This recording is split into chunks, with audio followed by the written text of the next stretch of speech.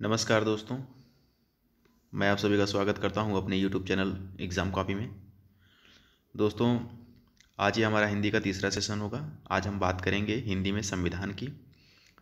हम ये देखेंगे कि हमारा जो हिंदी है उसमें आखिर में संविधान कैसे है और किस प्रकार से कौन कौन से आर्टिकल इम्पॉर्टेंट होंगे।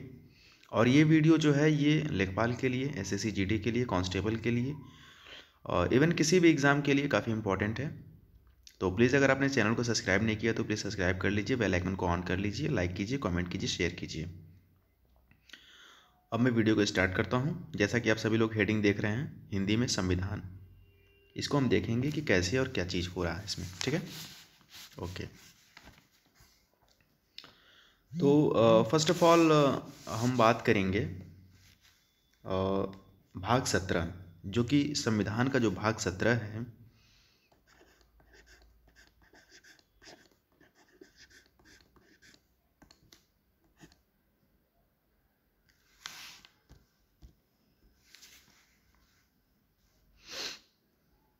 संविधान का भाग 17, भाग 17 ये क्या है? तो इसमें है, मतलब ये जो संविधान का जो भाग 17 है ये राजभाषा से संबंधित है। ठीक है, राजभाषा। अच्छा, मैं यहाँ पर ये कहना चाह रहा हूँ कि देखिए, खैर ये तो एक्स्ट्रा पॉइंट हो जाएगा, लेकिन फिर भी आप याद रखिए कि कॉन्स्टिट्यूशन में, संविधान में कुल 22 भाग हैं। ठीक है, 22 हैं। गिनती आप करेंगे तो ये 25 हो जाएंगे, क्योंकि जैसे एक 4 का है, फिर 14 में भी एक है। ठीक है, फिर 14 का शायद है। ठीक है, और एक 9th A। ठीक है, इस प्रकार से हमारे कुल 25 हो जाते हैं। लेकिन हम यहाँ पर बात करने जा रहे हैं कि राजभाषा जो है, जो कि संविधान के 17वें भाग में जिसका वर्णन किया गया है, तो उसमें क्या क्या चीज़ें आएंगी। तो पहले हमारा आएगा अनुसूची। अनुसूची, एक मिनट मैं नया पेज ले लेता हूँ। अनुसूची 8,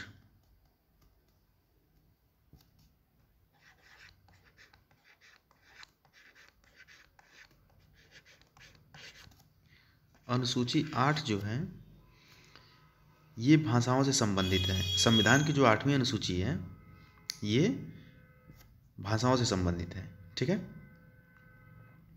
संविधान में कुल 12 अनुसूचियाँ हैं, जिसमें से 8वीं अनुसूची जो है वो भाषा से संबंधित है। ठीक है, और इसमें कितनी भाषाएं हैं? तो इसमें कुल 22 भाषाओं को मान्यता प्राप्त भी है। 22 भाषाएं मान्यता प्राप्त हैं। अभी भोजपुरी की भी बात चल रही है। ठीक है, लेकिन भोजपुरी को मान्यता नहीं प्राप्त है।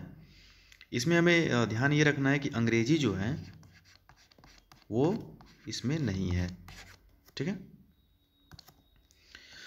जैसे आप UPSC का जब एग्ज़ाम जब लिखते हैं, या UPPSC का, या किसी भी स्टेट सर्विस का, तो 8वीं अनुसूची में जो 22 भाषाएं हैं ना, इनमें से आप किसी भी लैंग्वेज में आप परीक्षा लिख सकते हैं। हालांकि अंग्रेजी में भी लोग लिखते हैं, तो लेकिन अंग्रेजी जो है ये अनुसूची 8 में 22 भाषा में सम्मिलित नहीं है। ठीक है, अब हम बात करेंगे भारत की सांस्कृतिक भाषाएं। कुल 6 सांस्कृतिक भाषाएं हैं। ठीक है, भारत की कुल सांस्कृतिक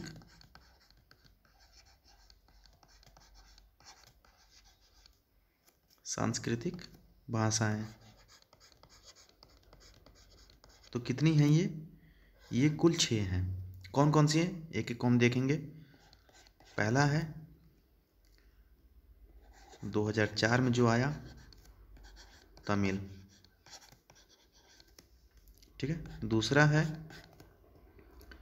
2005 में संस्कृत। तीसरा है 2008 में। इसमें दो हैं, एक कन्नड़ है जो कर्नाटका में बोला जाता है और एक तेलुगु है जो कि आंध्र प्रदेश में बोला जाता है, ठीक है। और तमिलनाडु में बोला जाता है।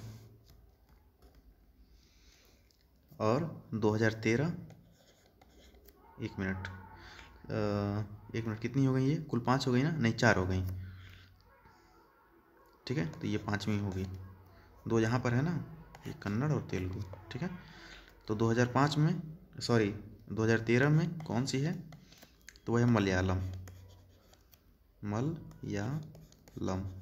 ठीक है। ये किस रीजन में बोला जाता है, किस स्टेट में? तो ये केरला में बोला जाता है, याद रखिएगा, ठीक है। और 6वीं और अंतिम कौन सी है? तो ये है उड़िया, 2014 में जिसको सम्मिलित किया गया था, उड़िया,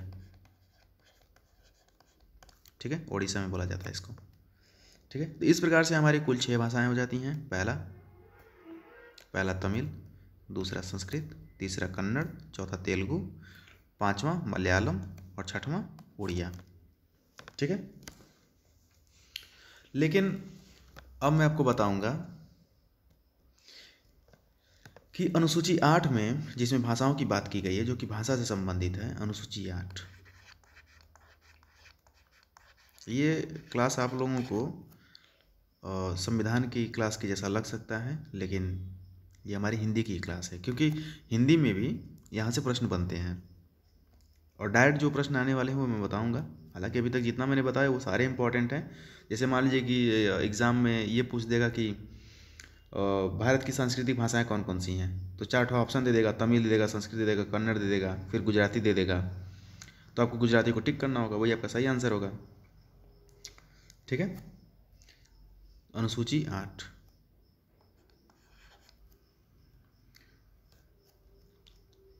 भाषा से संबंधित है, ठीक है। भाषा, अच्छा। लेकिन आप लोगों को ये पता होना चाहिए कि 26 जनवरी 1950, 26 जनवरी 1950, ठीक है।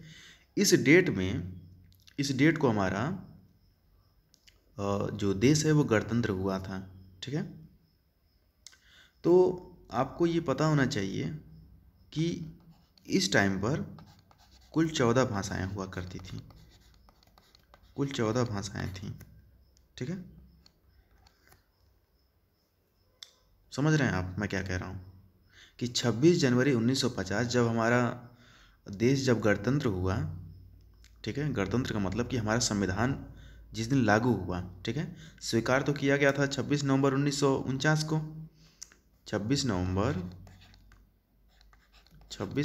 1949 ये जो डेट है, इस डेट में संविधान को अंगीकृत किया गया था, ठीक है। ये लागू होने की डेट नहीं है, लागू होने की डेट हमारी ये है 26 जनवरी 1950, ठीक है।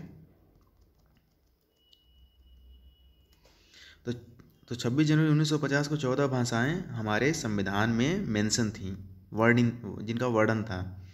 लेकिन तो फिर 22 भाषाएं कैसे हुई? तो उन्हीं को मैं अब डिटेल में बताऊंगा कैसे कैसे किया हुआ, और ये काफ़ी इंपॉर्टेंट है। वो डायरेक्ट क्वेश्चन पूछेगा और क्या कहते हैं कि मतलब अमेंडमेंट से पूछ लेगा कि किस संविधान संशोधन के तहत कौन सी भाषा जोड़ी गई थी, जो कि मैं अब बताने जा रहा हूँ। तो पहला में जो ध्यान रखना है वो है 21वां संविधान, मैं शॉर्ट फॉर्म में लिखूंगा संशोधन, आप लोग नोट बनाते रहिएगा, ठीक है। 21वां संविधान संशोधन 1967, ठीक है। सबसे पहली जो भाषा जोड़ी गई थी वो थी सिंधी, ठीक है। और ये हमारी होती है कौन? तो 15वीं, 14 ऑलरेडी थी, ये 15वीं हमारी बन गई। फिर 71वां संविधान संशोधन होता है, संविधान संशोधन होता है 1992 में, ठीक है। 71वां संविधान संशोधन होता है कब? 1992 में। इसमें कौन कौन सा जोड़ा गया? तो नेपाली, ठीक है, मणिपुरी, कोंकणी,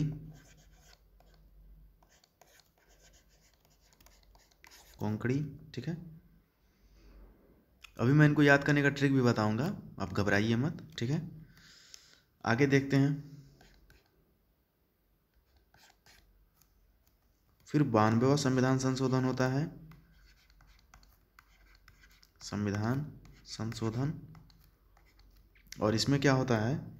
सॉरी, ये होता है हमारा 2003 में। और इसमें क्या किया गया? मैथिली जो कि बिहार रीजन में बोली जाती है, संथाली,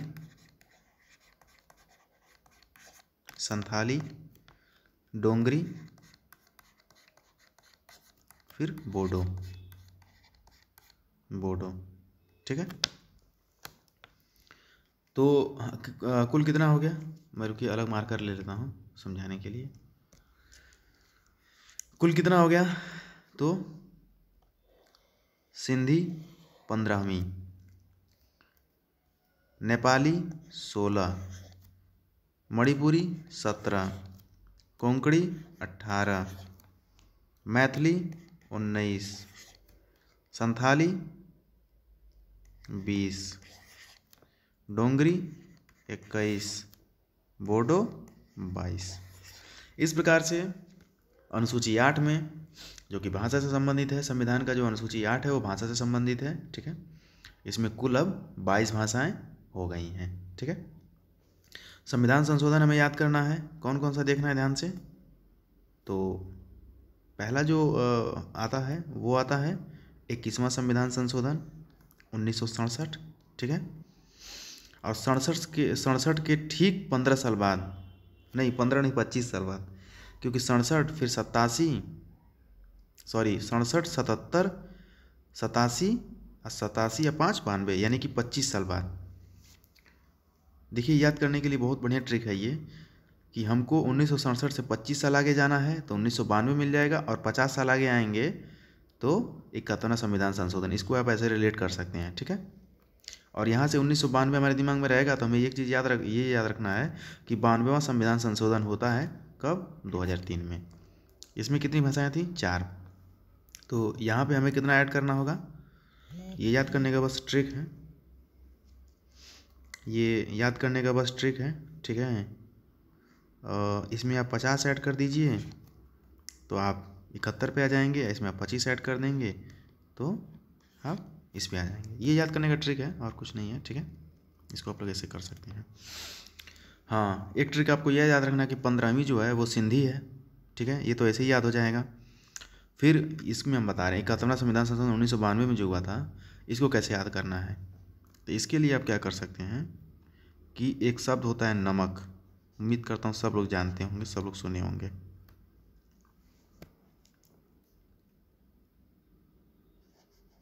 नमक, ठीक है।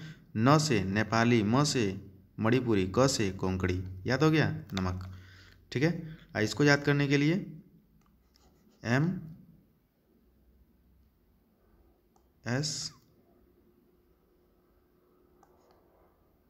MSD और B ऐसे आप याद कर लीजिए। MSDB, M for Mahendra, S for Singh, D for ध्वनि, महेंद्र सिंह ध्वनि, और B फॉर बल्ला। ऐसे याद करिएगा आप, ठीक है। महेंद्र सिंह ध्वनि का बल्ला। तो 21वां संविधान संशोधन 1967 सिंधी भाषा। 71वां संविधान संशोधन हमारा होता है 1977 में, सॉरी 1992 में। कौन कौन सा? नेपाली, मणिपुरी, कोंकणी। फिर 92वां संविधान संशोधन होता है 2003 में। कौन सा? MSDB, महेंद्र सिंह ध्वनि का बल्ला, मैथिली, संथाली, डोंगरी, बोडो। ऐसे आपको याद रखना है इसे, ठीक है। अब हम आगे चलते हैं, 1 मिनट।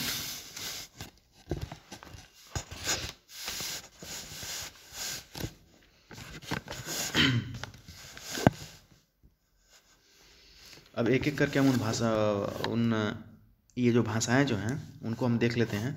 तो इसके लिए हम 22 भाषाएं लिखेंगे, ठीक है। यहाँ पर होगा पहला, दूसरा, तीसरा, 4, 5, 6, 7, 8, ठीक है।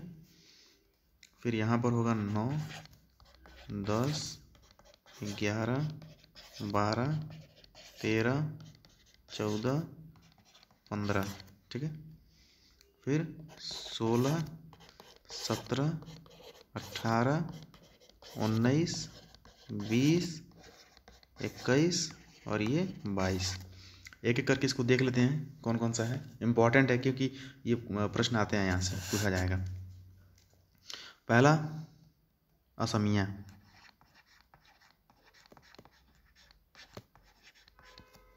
दूसरा बंगाली,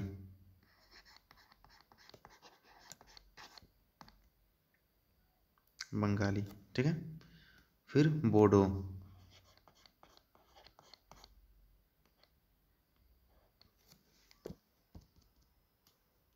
बोडो। फिर डोंगरी, बोडो डोंगरी तो वैसे भी याद रहेगा। फिर गुजराती,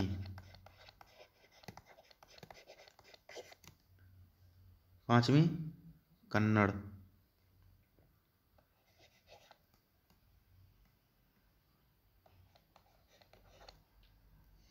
पांच तो हो गया था ना, ये छठवां है कन्नड़। फिर सातवां कश्मीरी, कश्मीरी सेब। आठवां कोंकणी, जो कि गोवा में बोला जाता है, कोंकणी। फिर मैथिली, बताया भी मैंने, बिहार में मैथिली। फिर हिंदी, हिंदी तो पूरे भारत में बोला जाता है, कहीं कहीं नहीं बोला जाता है, लेकिन नॉर्थ में तो बोला ही जाता है। फिर मलयालम, केरल, मलयालम या लम, ठीक है। फिर अगला देखते हैं मणिपुरी, मणिपुर में अधिकतर का तो नाम वही है जहाँ पे बोला जाता है ये, मणिपुरी। फिर मराठी, महाराष्ट्र।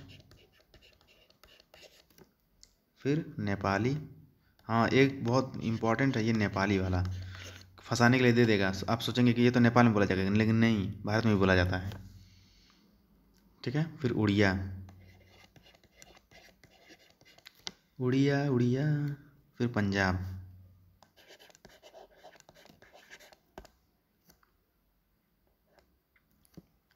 पंजाब। तो भाषा कौन सी होगी? पंजाबी, ठीक है। संस्कृत, ये उत्तराखंड की राजभाषा है। फिर संथाली,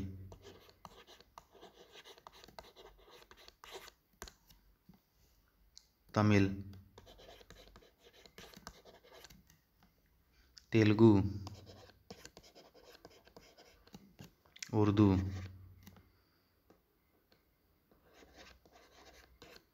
फिर सिंधी, सिंधी तो वैसे भी याद रहेगा, ये 15वीं है, ठीक है। स्क्रीनशॉट आप लोग ले लीजिएगा, काफ़ी इंपॉर्टेंट है ये, क्योंकि डायरेक्ट क्वेश्चन पूछेगा और ये थोड़ा सा टिपिकल भी हो जाता है, क्योंकि याद करना थोड़ा सा मुश्किल हो जाता है। लेकिन आप चाहेंगे तो 22 है ना, तो आप 6-6 का ग्रुप बना करके आप आराम से इसको याद कर सकते हैं।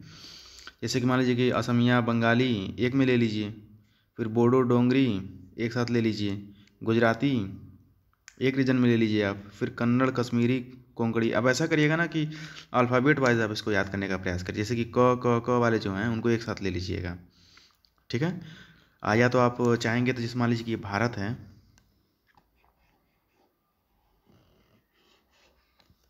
मान लीजिए ये भारत है,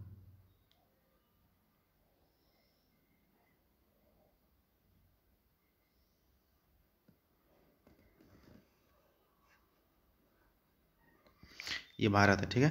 तो आप ऐसा करिएगा कि भारत को आप 3 भाग में बांट लीजिएगा, ऐसे ऊपर, ठीक है।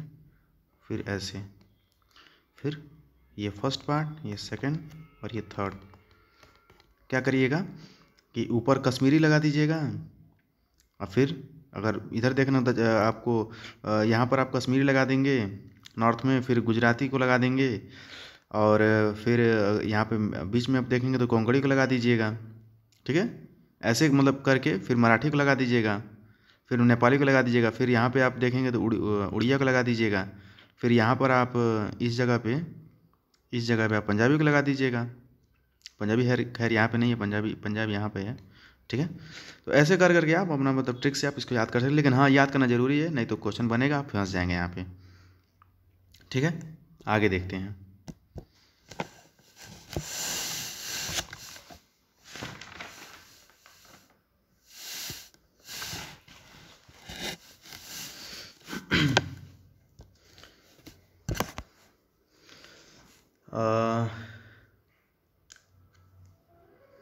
खैर इसमें तो मैं सोच रहा हूँ कि इसका 2 सेशन लेकर के आऊँ, क्योंकि टाइम भी इसमें 21 मिनट हो चुका है इसको।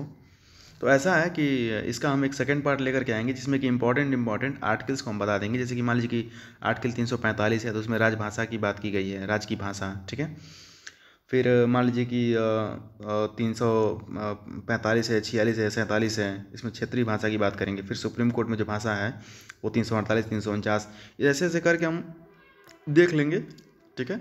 वीडियो चूँकि अगर पूरा भी डिटेल में जाऊँगा, पूरा अगर लेकर पढ़ाऊँगा अभी तो दिक्कत हो जाएगा, 40 मिनट तक वीडियो चला जाएगा। तो कोई बात नहीं, इसका हम एक सेकंड पार्ट लेकर के आ जाएंगे, और उसमें हम जो बचा हुआ है तकरीबन 15 से 20 मिनट का और क्लास है हिंदी, मतलब संविधान में हिंदी का, मतलब हिंदी में संविधान का, तो उसको हम कंप्लीट कर देंगे, ठीक है। तब तक मिलता हूँ मैं फिर इसके अगले भाग में, आपको इसका अगला भाग कल अपडेट कर दूँगा। तो तब तक के लिए आप अपना ख्याल रखिए, ध्यान से रहिए। अगर चैनल को सब्सक्राइब नहीं किया तो प्लीज़ सब्सक्राइब कर लीजिए, बेल आइकन को ऑन कर दीजिएगा, ठीक है। नमस्कार।